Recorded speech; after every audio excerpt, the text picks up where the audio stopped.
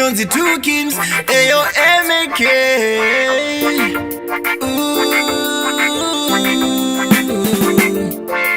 Body why my baby girl wanna see us zvakadai. Oh na na na na na, oh na na na. So waindivimbisa rudo mudiwa, ndaitofunga kuti wena netichawanana. Uchinditi mudiwa tichazove nemusha, asina siwo muka wonditi zvapera. So waindivimbisa rudo mudiwa, ndaitofunga kuti wena netichawanana. Uchinditi mudiwa tichazove nemusha, asina siwo muka wonditi zvapera. Ndiro yere rudo rwawaivimbisa, uchiti uchavameveva naufe wandisiya. But nasi wakuchinja magiya, moyo wangu unorwadza kana ndikazvifunga, nekuti ndiwe wega baby wandinoda, usandisiye ndega baby unondichembisa rudo mudiwa.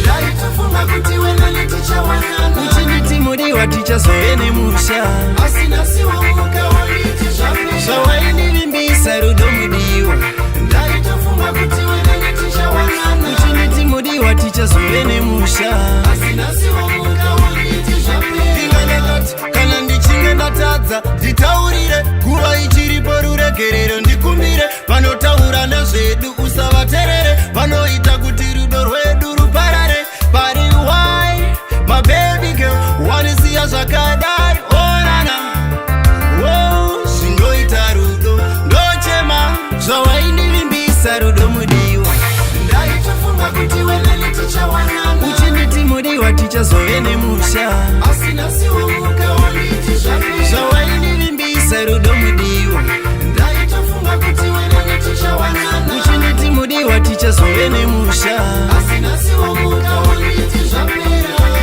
Ndiro yere rudo rwawaivimbisa, uchiti uchavameveva naufe wandisiya. But nasi wakuchinja magiya, moyo wangu unorwadza kana ndikazvifunga, nekuti ndiwe wega baby wandinoda, usandisiye ndega baby unondichembisa rudo mudiwa.